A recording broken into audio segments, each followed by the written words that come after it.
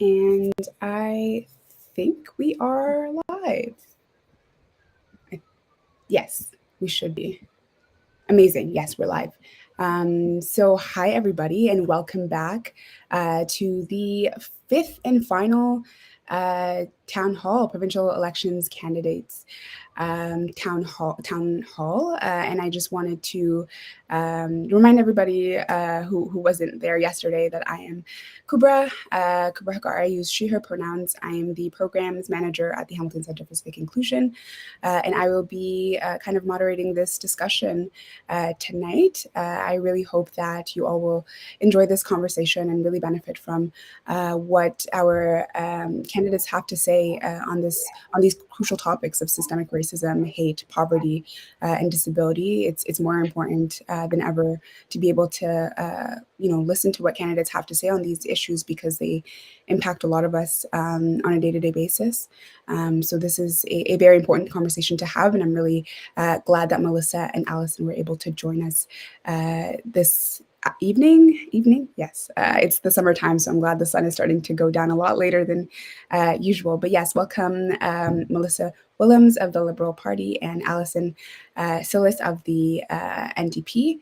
And I will just pass the baton of speech onto Allison to introduce yourself and kind of talk to us a bit about your platform and your commitments, as well as your party's platform and or commitments on systemic racism, poverty, disability, and hate.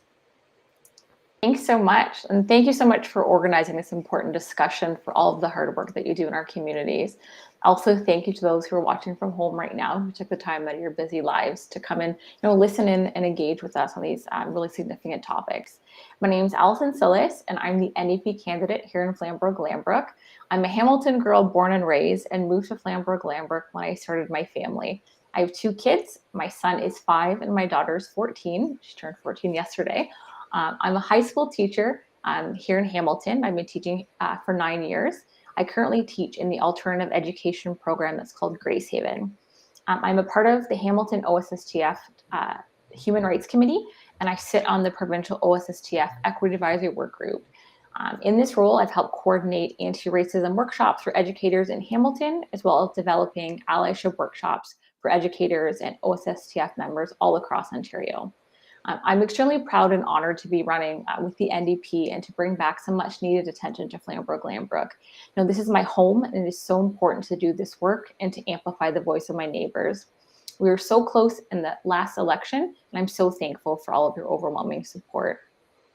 So we know things have really been broken for far too long, not only these last 4 years, but even before that.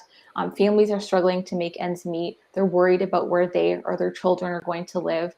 Cuts after cuts to education have left students in the dark, and our most vulnerable Ontarians, including seniors, were really left to fend for themselves.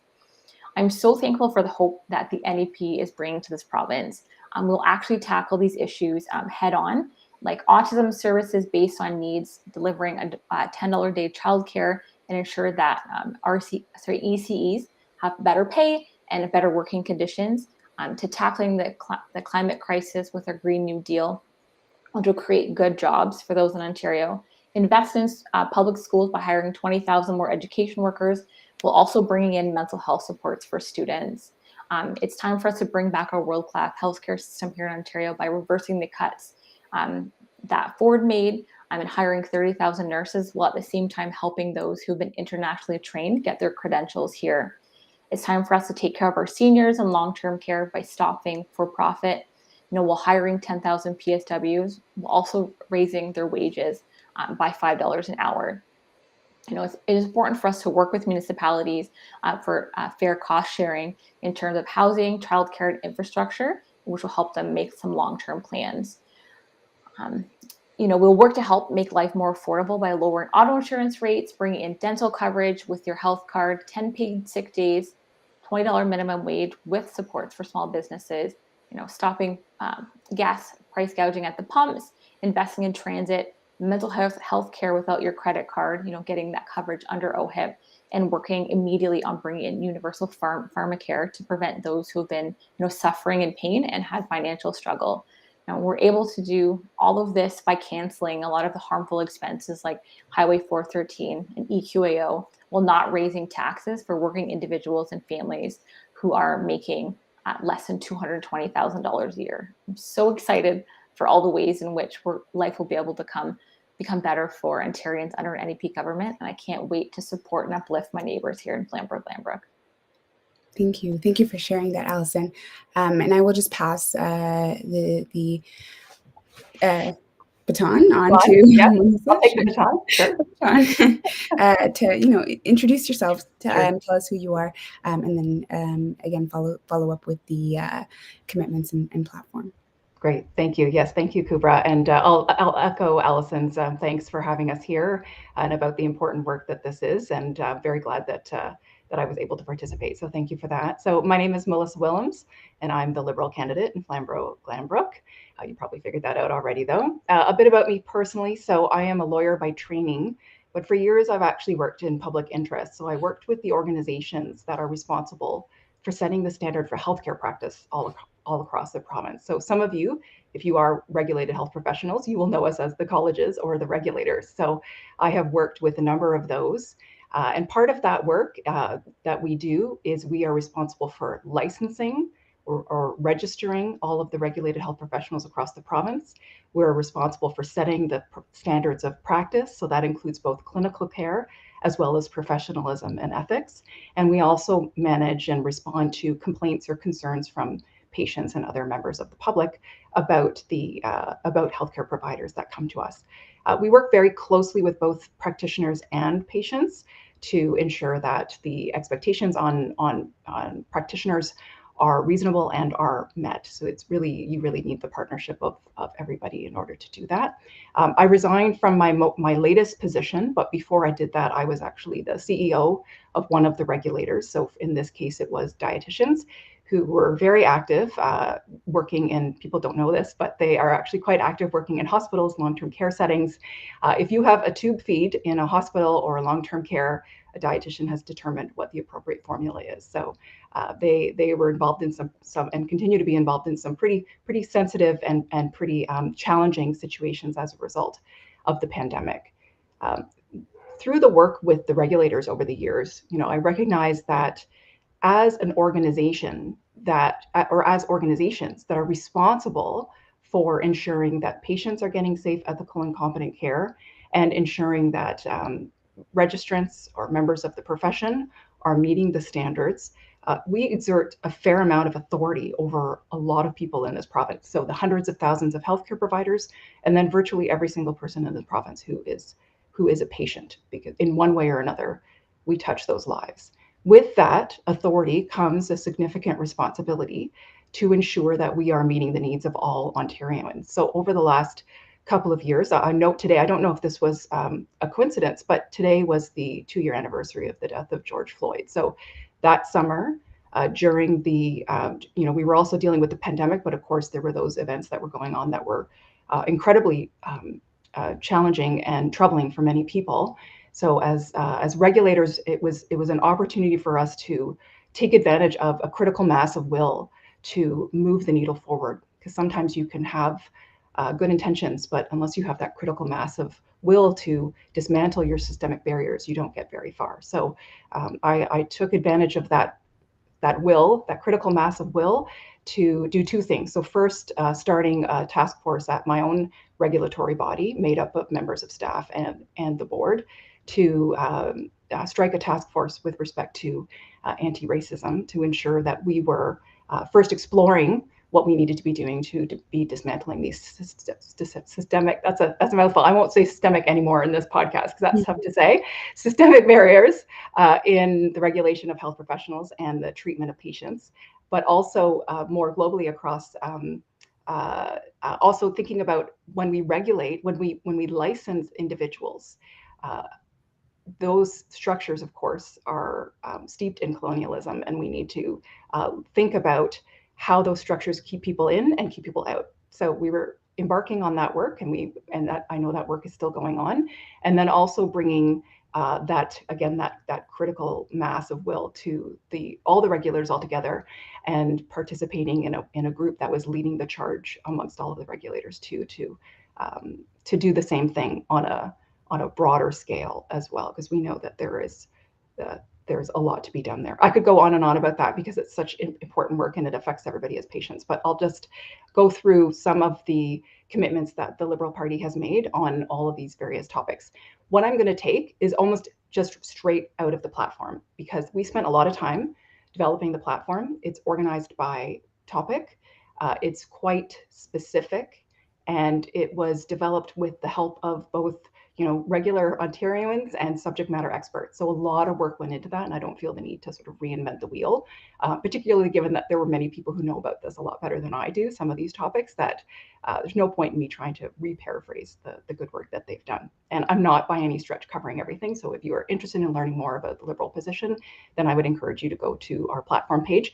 Don't download the highlights document, go way to the bottom, get the full platform document, because that's where the real that's where you're going to get the real detail to see how detailed the commitments are. So just to get into that, to make sure, so this is within my personal expertise and passion. So to make sure everyone is getting the same quality of care, we'll develop and mandate health equity standards to ensure diverse communities are being treated fairly in healthcare. We know that certainly marginalized people, and essentially anybody who does not fit the mold of sort of the standard patient, they're left out from a lot of the work that's done with research, training, and then of course with actual provision of care. We will include a part of this, of course, will be ensuring that we are collecting appropriate race-based data.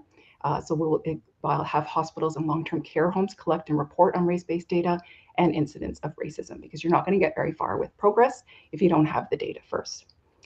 We'll also find ways to ensure culturally competent treatments and services are more available. We'll ensure police training includes de-escalation, anti-racism, cultural sensitivity, and mental health aspects. And we'll hire more diverse and underrepresented police officers. As we know, representation absolutely matters. And fund body camera programs for the police. We'll develop a distinct housing strategy for and led by off-reserve Indigenous peoples. This strategy will be led by Indigenous housing providers and include direct funding toward the creation of 22,000 new homes over 10 years.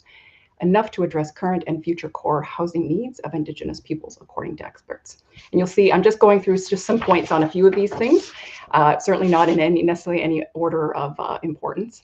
And we'll provide municipalities and housing support providers with $100 million per year to promote a housing-first approach to end chronic homelessness and quickly move people into independent, permanent housing with comprehensive supports. And we'll make sure social assistance works for more people. We will introduce legislation to bring back a demonstration of basic income that the Ford Conservatives canceled very early on in their mandate, which was really a shame because it was showing very good results. We'll strengthen the existing AODA, so the Accessibility for Ontarians with Disabilities Act standards, enact new standards for education and healthcare, and address accessibility barriers in the way we construct homes and buildings. And certainly I can tell you, as a lawyer working in that area to a certain extent, it's not just about having the standards, but you also have to have the courage to actually enforce them, because I know that that's continues to be an effort with respect to the AODA, that we have this legislation that even what we have is not necessarily being complied with, and so we have to make sure we have compliance and then strengthening of that. I have a number of things here, but I feel like I've already gone on, so I will stop there, and hopefully we'll be able to cover some more of this with the questions. Yeah, I'm sure a lot of these questions will definitely give us the opportunity to kind of go more in depth on the topics that you did outline. But maybe going into the first question, I can ask Allison, what do you and or your party believe is necessary in order to combat systemic racism within institutional systems that are governed by the province? For example, schools, the school system, healthcare, hospitals, things like that. And any other institutional system that is currently governed by the provincial government. Absolutely. So we all know that, unfortunately, anti-Black and anti-Indigenous racism has led inequalities in healthcare, education, policing, and housing for generations of families. Carding in communities, when you look at streaming in schools and the education system, even the discounting of people's pain in clinics and in hospitals. Black, Indigenous, and racialized people, have helped build up Ontario, and they deserve to know that, Ontario is their home and a place where they can feel safe and supported. The NDP, we know that we must have concrete action and systemic change to tackle systemic racism.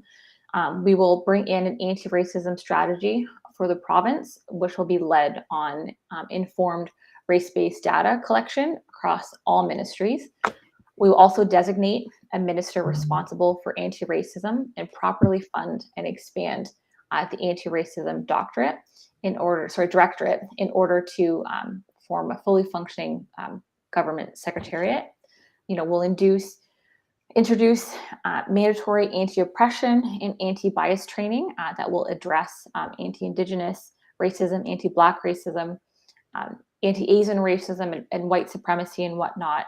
That will also include Indigenous education training for public servants, including legislators.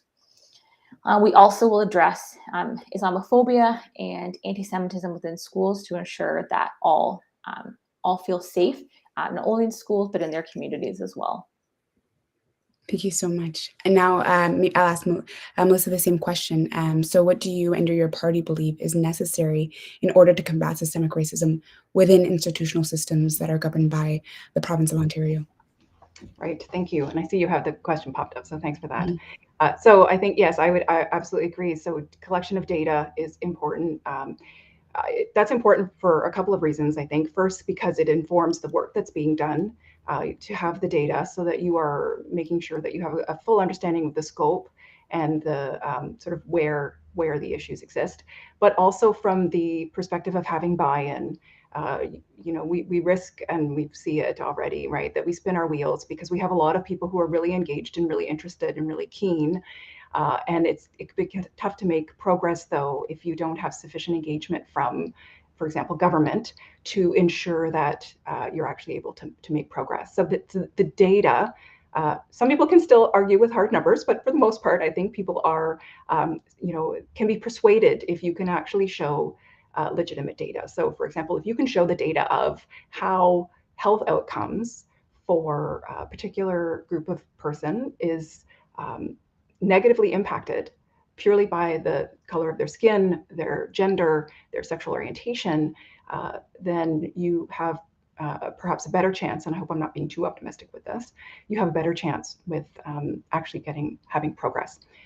The other approach that we would like to take, other than some of the specifics I've already mentioned, is demonstrating that we are fully committed to this by committing leadership to it. So we would, for example, have standalone ministers with respect to Indigenous reconciliation and with respect to anti-racism.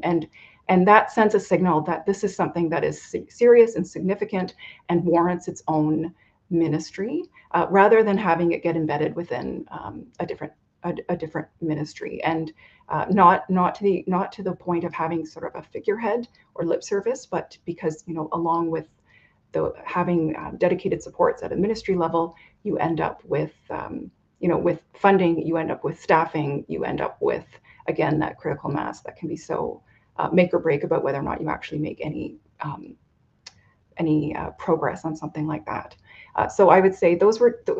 And then a recognition that we have systemic barriers that exist, and if we don't want to acknowledge the fact that our systems have been structured through colonialism, and that persists, and that what that means when you're talking about certainly government, to the extent that it's a gatekeeper and that it decides who's in and who's out, who are the haves and who are the have-nots, again, you spin your wheels and you don't get very far. So we are committed to being a government that recognizes that there are systemic barriers, that you need to take a system-wide approach in order to be tackling those systemic barriers. You need to be providing appropriate funding and support in order to do it. These are not easy things to do, and they are in virtually every aspect of life.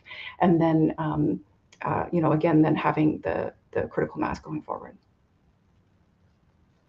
Great, thank you so much. Maybe I'll have you actually answer the next question first this time. But I wanted to follow up, and you did kind of touch upon this a little bit.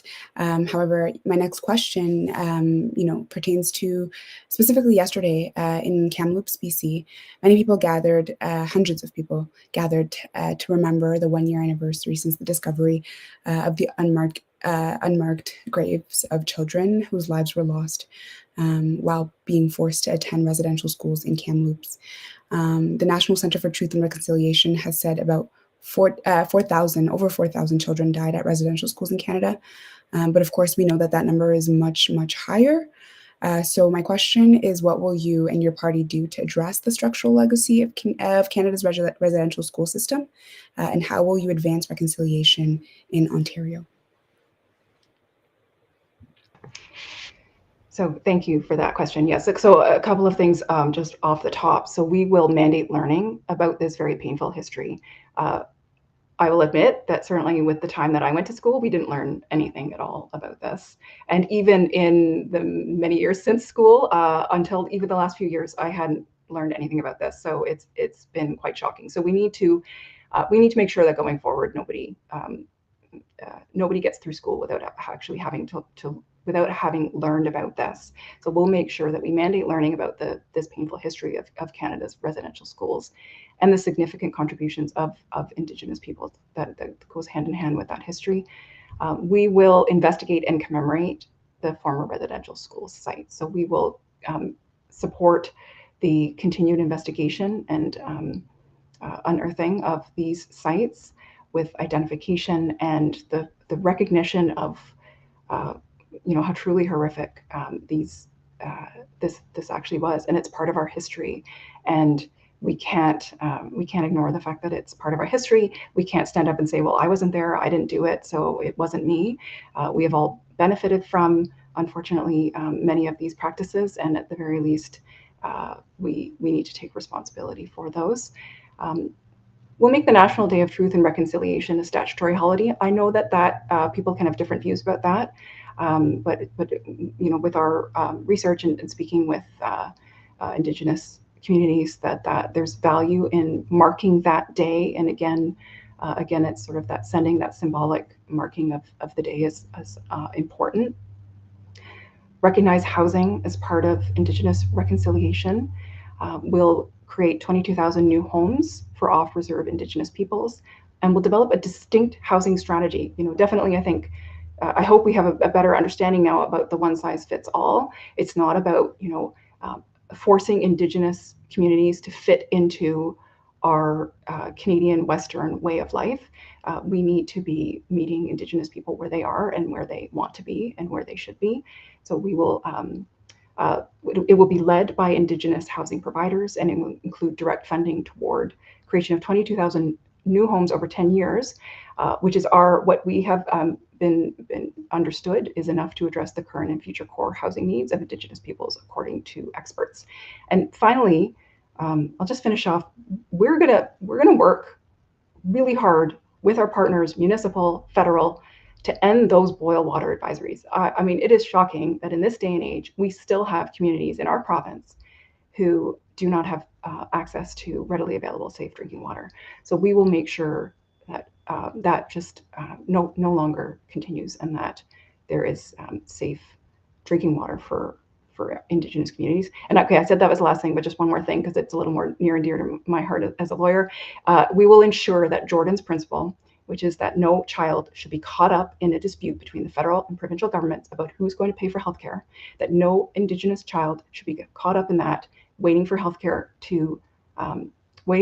or, as we know in the past, dying because of those jurisdictional disputes. And so we will respect that and make sure that it is honored and that Indigenous children are getting the care that they deserve. Thank you. Thank you for that answer. And now, Allison, I'll ask the same question. What will you and your party do to address the structural legacy of Canada's residential school system?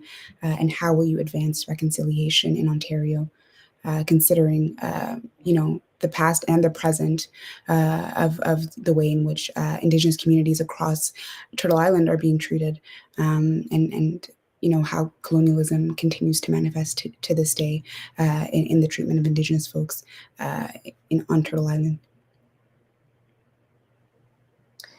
Absolutely. And this is such an important topic, especially when you're looking at how close we are to one of the former residential schools here in Flamborough, Glanbrook. And so we know that this continual discoveries at these unmarked graves at these former residential schools really solidified what was known by so many Indigenous peoples to be true.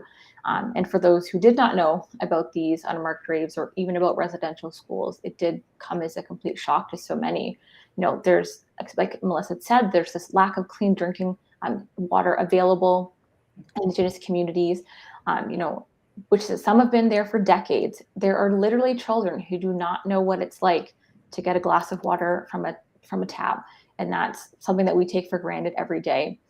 We know housing is often overcrowded and need of repairs. Even like services like firefighting is often underfunded, and there's been instances of house fires and whatnot where families have unfortunately died because of the lack of funding. There have been continual inequities in like healthcare and in education because provincial and federal governments kind of play this ping pong back and forth with whose job it is actually to be taking care of these issues. And that's completely unacceptable, and the NDP will be taking care of that. And if we have to send the bill to Ottawa, we will. We want to establish an actual true like government to government relationship with Ontario's First Nations, and we are committed to implementing the recommendations of the Truth and Reconciliation Commission, as well as implementing the United Nations Declaration of the Rights of Indigenous Peoples. And apply it to provincial laws. Within the NDP, we've had Saul Mamakwa, who's the Indigenous Affairs critic, working so hard. We will ensure these minimum standards for clean drinking water in First Nation communities, and make sure that Saul's bill 286, which is the Inherent Right for Safe Drinking Water Act, making sure that this comes into effect. We will maintain the commitment to the Mercury Disability Fund, index to inflation, and to make sure that these payments are going to individuals who have been impacted by this mercury poisoning. We'll establish a strategy to address the suicide crisis and ensure that there's targeted funding for mental health supports. We'll create Indigenous-led housing strategy, expand primary care services, restore the Indigenous Culture Fund, which was cut by Ford. And we'll work with Indigenous communities to implement the recommendations of the National Inquiry on Missing and Murdered Women and Girls in a community-led process. And myself as a teacher, I was lucky that I learned about this while I was in school. This is something that my students have always been taught since day one of teaching for me. And I know the importance of ensuring that the school curriculum actually is reflective of this rich history of Indigenous peoples, but also the lasting impact of colonialism and residential schools and the actual need for reconciliation. Thank you. Thank you for that answer. So maybe to move on to the next question, and maybe Melissa, you can start again for this question, is, we know that disabled people are often left behind, concerning many decisions made at every government level, but specifically during this pandemic, especially with regards to government support, such as access to accessible, affordable housing, social assistance rates, and things of that nature. So in what ways is your party planning to support and uplift disabled people in Ontario? So we've been talking a lot throughout this campaign and in our platform about living with dignity and the importance of ensuring that every Ontarian, regardless of your socioeconomic status, your gender, your race, your sexual orientation, that you are able to live a life of dignity. So we have that was sort of the guiding principle for a lot of what we were doing in developing the platform. So we would start with reversing the Conservatives' cuts to social assistance. We would increase the ODSP rates by 20%. We'd bring back the basic income pilot. So again, this was something that the Liberals had started and was going very well. There was good data coming from it. And then unfortunately, the Conservatives cut it very early on in the pandemic, which turned out to be, again, it's such a terrible decision with hindsight, because then the federal government had to essentially reinstitute basic income for individuals who were unable to work during the pandemic or a good chunk of the pandemic. We'll make sure that social assistance works for people by bringing back that basic income program, by as a first step with respect to ODSP, we would increase it by 10% in the first year. Ontario Works by 10%, and followed by another 10% in 2023. I'll be candid, I have read some of the concerns with respect to the plans for ODSP, and I know that the party has heard the concerns and taking them seriously. So this is a first step. It is not intended to be the end, but it's also coupled with that we would ensure that people who are receiving social assistance can keep more of their earnings, so they don't get caught in that catch-22 that they need social assistance to get on their feet or stay on their feet, and then they're also able, though, to actually earn some income independently, and then it gets clawed back, and it creates this terrible spiral of poverty and the emotional and psychological morale issues that come with being that sort of forced helplessness in those kinds of considerations, and how, again, that's not living with dignity. So we'll ensure that people can keep more of what they earn if they're in a position to be able to earn income on top of their social assistance by increasing from $2,400 to $6,000 per year, the amount that won't impact their social assistance, and looking at it over an annual basis, because sometimes people were getting caught when it was on a shorter term basis. So it would be looking at if you have periods of where you're able to work and periods where you aren't, which can certainly apply to many disabled people who experience their health concerns maybe ebb and flow as they go through the year. So this would take that into account. We would build at least 2,500 more supportive homes for people with developmental disabilities. We would provide at least 6,000 to adults with a developmental disability to participate in their community.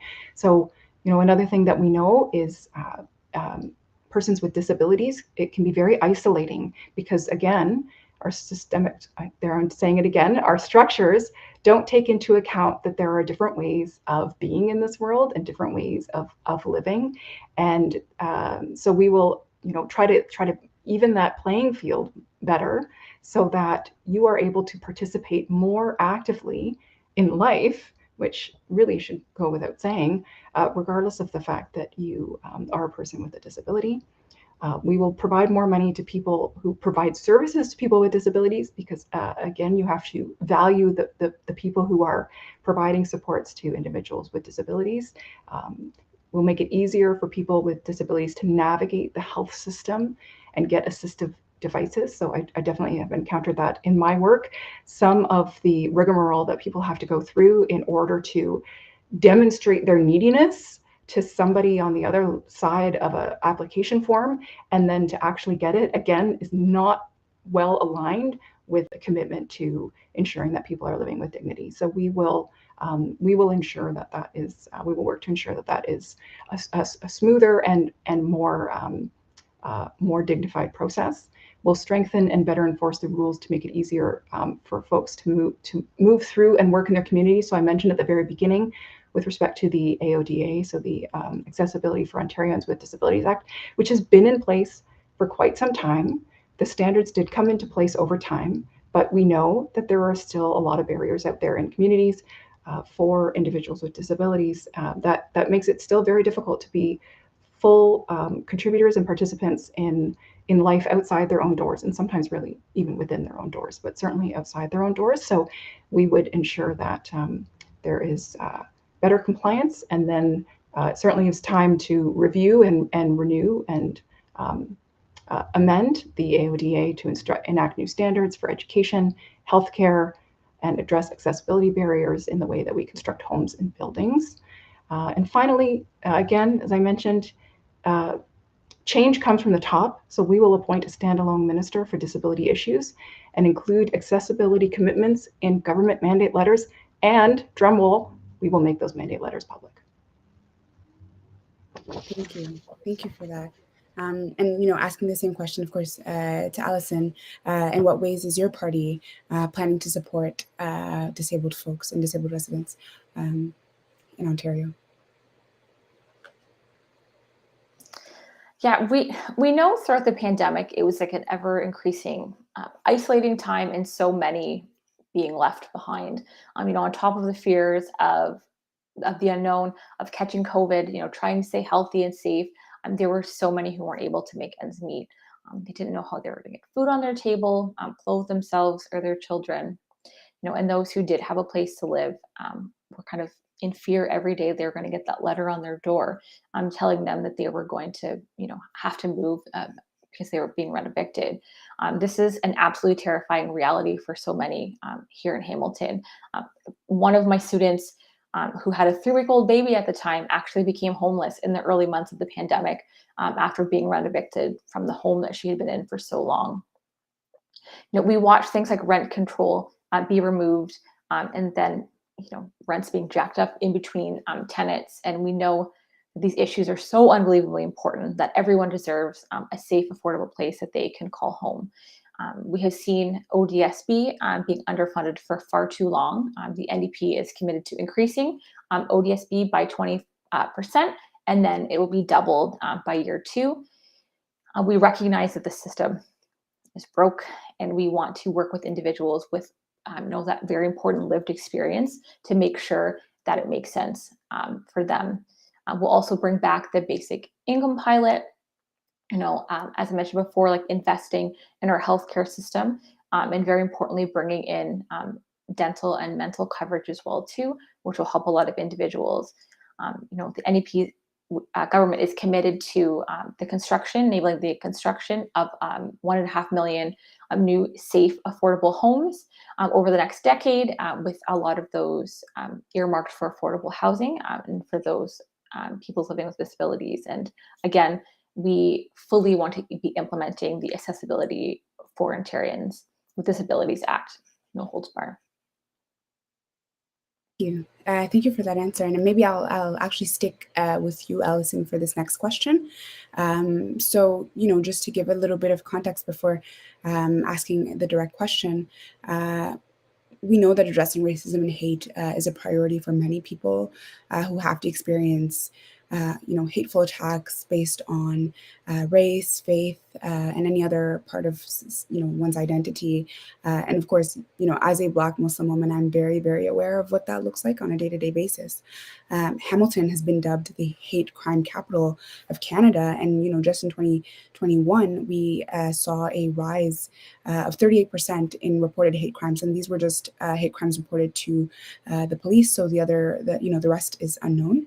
In the wake of the recent events in Buffalo,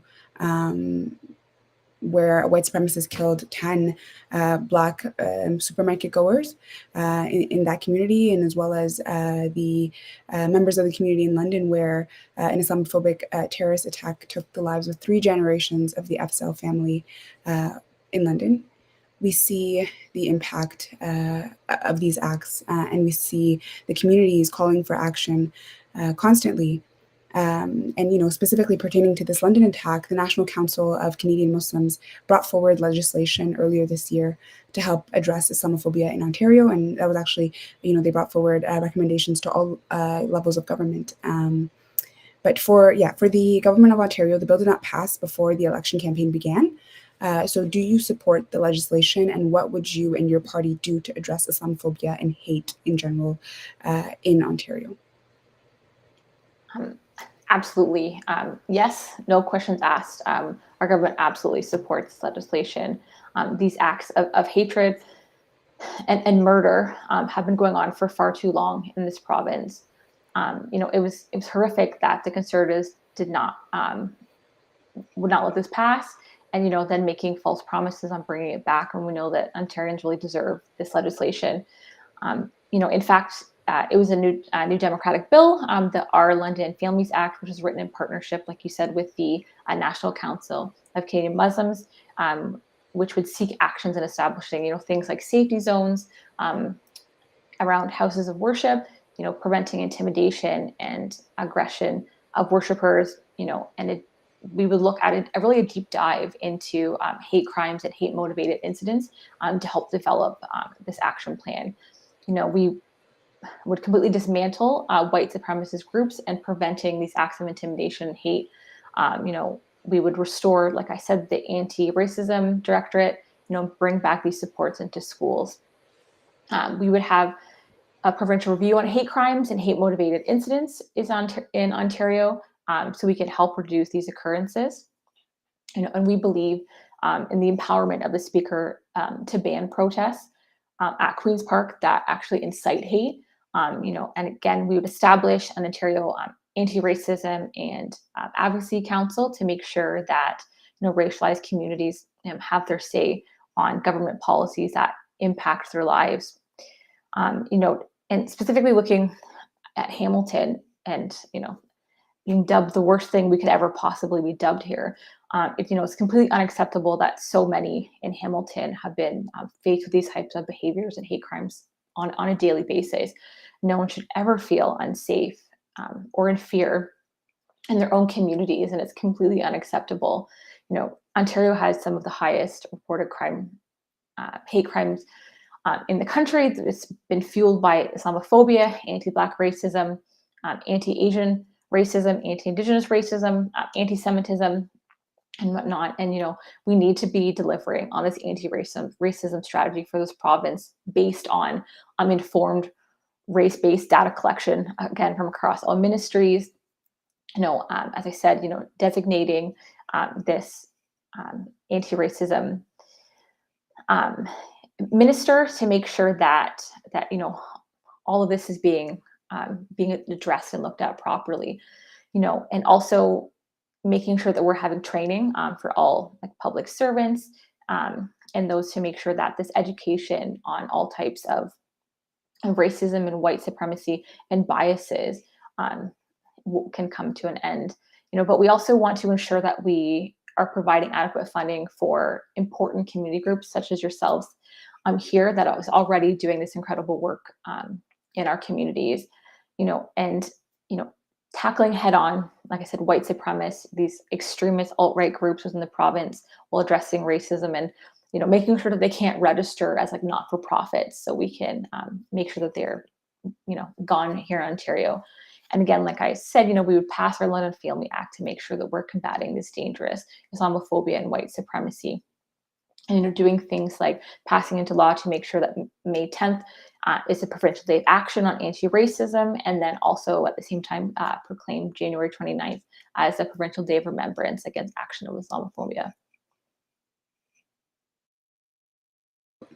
Thank you for that answer. And I'll pass the same question on to Melissa. So, Sure. Do you support the legislation, and what would you and your party do to address Islamophobia and hate in the province of Ontario?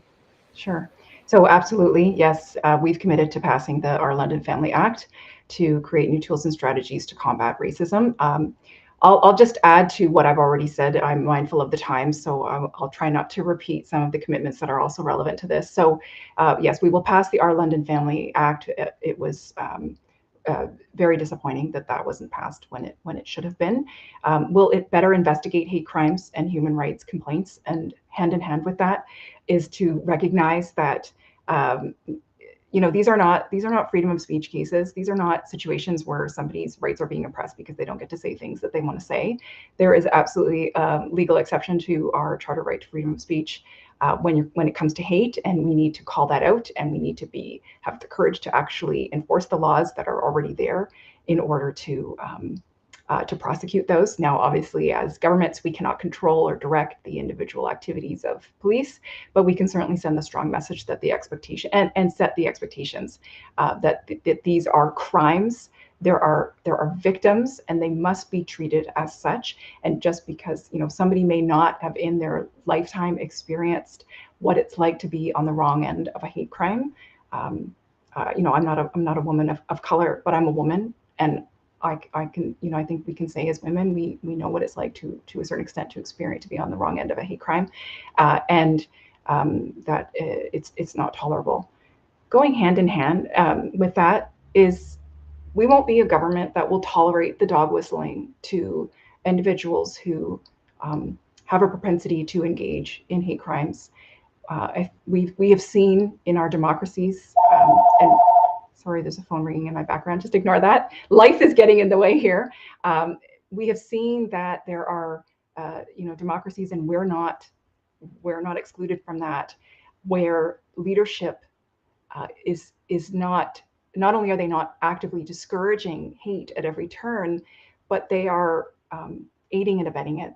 And it just makes it worse, of course, and it emboldens individuals to engage in these hate crimes and to escalate them, so that we continue to see the things that we have seen. So we will not be a government where you can expect that hate will be able to find a home.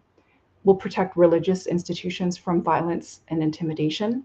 As I mentioned before, but I think it bears repeating, that we will appoint a standalone minister responsible for anti-racism. Again, change comes from the top, and we are committed to that. Awesome. Thank you so much for that answer. And, so quickly we're already reaching the end of the session, but I do have one last question for the both of you. And again, maybe we can start with Allison. And, this topic did come up, and I think rightfully so, especially because, in recent years, it's becoming more and more of an issue, a greater and greater problem for many Ontarians, but specifically, here in the city of Hamilton, including Flamborough and Flamborough, Glanbrook. I always stutter when I say that together, but affordability when it comes to housing is a top priority for many voters, especially with the cost of rent rising in Ontario, and the constant threat of rent eviction or even dumb eviction. And for those who are not familiar with those terms, rent eviction refers to when tenants are displaced from their rent unit due to major renovations to the apartment and are displaced from affordable apartment units and forced to relocate in search of other often higher cost housing accommodations. And dumb eviction is when these residents are, forced to relocate due to their housing unit being demolished for new development that is often, again, being replaced by either, a grand infrastructure project of some sort, or condos and expensive housing. So in terms of that, I did want to ask what your party and yourself, alongside your party, will do to address the rising cost of rent for low-income residents in Hamilton. Absolutely. This is a topic that comes up, honestly, almost daily in my classroom. And as I mentioned, I've had students who have unfortunately fallen victim to rent eviction, and my students and their families, they've been faced with the ever rising cost of rent, and the threat, and as I said, and at times the real implementation of rent eviction and whatnot. I've had students in the past joke about their pipe dream would be to one day move to New York City, knowing that maybe not a real reality, knowing how expensive it is there. But yet throughout the pandemic, we saw statistics that showed that it was actually more expensive to live in Hamilton than it was in New York City, which has just been mind-blowing to so many. My students, their families, and all Hamiltonians, they deserve a good, stable place to call home, and one that they can afford. We know that for individuals and families here in Hamilton, being able to get a place of their own has become harder and harder, like you said, for decades, even more so in this last little bit. I felt almost a sense of guilt. My students who, work so hard, and we tell them they can achieve their dreams, but knowing full well how difficult it is to often achieve this because of post-secondary education, finding a place to live, or being able to keep themselves afloat and their everyday lives. The NDP and myself, we believe that housing is a human right, and everyone deserves a safe, affordable place of their own. Don't get me wrong, I love my parents, but I know not everyone wants to be living at home with their families, and they deserve a sense of independence. The NDP will bring back rent control. Like I said, we will stop the astronomical rising of rent between tenants. Enabling the construction of 1.5 million new homes over the next decade, building 250,000 nonprofit and cooperatively owned housing, also the important work of investing in home care for seniors so they can age in their home longer and be in a safer space. but also a caregiver benefit of $400 a month for those who are supporting someone in need. And we want to be able to help first-time home buyers with a 10% loan on the value of the home they want to buy, while also at the same time, we want to be able to give direct financial support to low-income tenants who need it. 311,000 of them. We know, and I know, living here, this is my community. I know that we deserve these supports and that we need them now. We need them yesterday, actually, before, but we absolutely need them now. And I'm so proud of the plan that we have to address this, and I'm so thankful to be a part of helping that. Thank you for that answer. And then I'll pass the baton on to Melissa to answer the same question. So, we know what's going on in terms of affordable housing. So what will your party do to address the rising cost of rent for low-income folks in your community? Oh, I think you're muted, Melissa. Sorry, I thought I had it. Yes, thank you. So we've also committed to reversing that we will put rent control back in place. So as we know very early on, even though Doug Ford and the Conservatives committed to not actually eliminating rent control, that they actually did. And it's been catastrophic for people, not only because it means that their rent may go up, but the rent eviction, right? That it creates this really unfortunate motivation on homeowners and property owners to, as all housing prices have gone up, including rent. It's very tantalizing, apparently, because it keeps happening for owners to then rent evict renters so that they can significantly increase. So you end up with the lack of rent control, which exists for certain units, of course, that means that even in your own home, you might end up having to pay significantly more.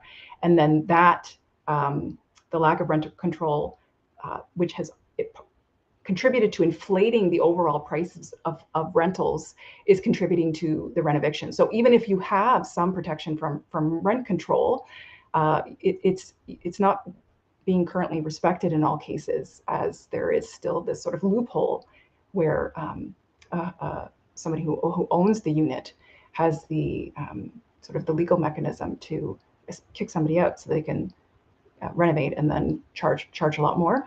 This has been exacerbated, though, by cuts that the Conservatives made, again, very early on in their tenure, to the Landlord and Tenant Tribunal. So there are many unfilled seats, so those hearings don't happen in a timely manner. And we know justice delayed is justice denied, and it generally works. Very, very, very few of the cases work out in favor of landlords, and so it's the tenants often don't even bother bringing a dispute to the Landlord and Tenant Tribunal because the delay of it is so significant that they would be required to find additional housing in the meantime. And quite frankly, when you're dealing with something as significant as losing your home, it can be difficult to be motivated to go through a procedure like that. That is, regardless of any merits you may have, it's still, the outcome can be uncertain. So we would bring back rent control.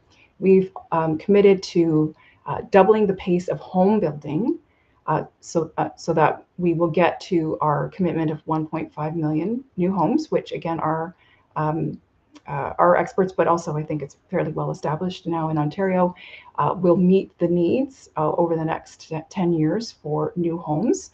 And how that, of course, benefits renters is if you don't, supply and demand. So if you have an appropriate supply of housing, and we're also committed to ensuring that housing is at various price points. It can't all just be, $1 million homes. So if you have a variety of homes that people can afford, then that just brings the pressure down in the market across the board. So both for sales and then for rentals. Lots of people, when they're purchasing a home, are considering renting out part of their home in order to make ends meet.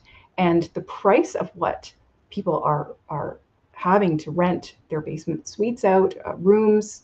We now have, the ability to have garden suites and yard suites. that goes up considerably when the purchase price of a home is $500,000 more than it was when the Conservatives took power 4 years ago. So if you are buying a home that much more and you need to rent out part of your home in order to pay the mortgage, then what you're going to have to rent that out for, of course, has increased considerably. So renters are bearing the brunt of that as well. It's not just homeowners.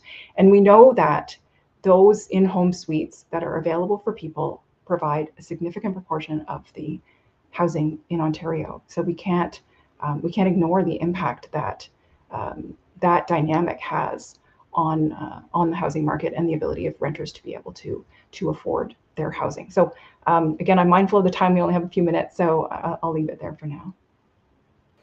Awesome. Thank you so much.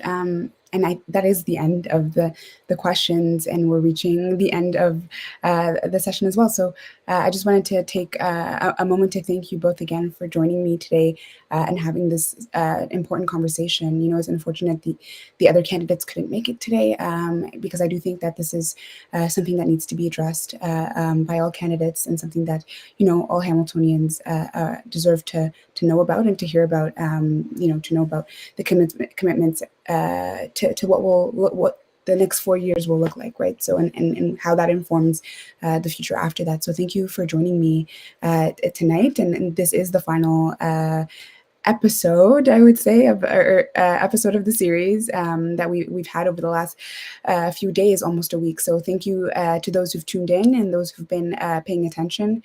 And a reminder that the election is happening on June 2nd. So election day is June 2nd. So make sure to go out to your nearest poll and vote for a candidate in your riding. And the early voting polls are also open. So if you would like to sign up to vote in the early polls, you could do so as well. So thank you all for tuning in, and thank you both for participating.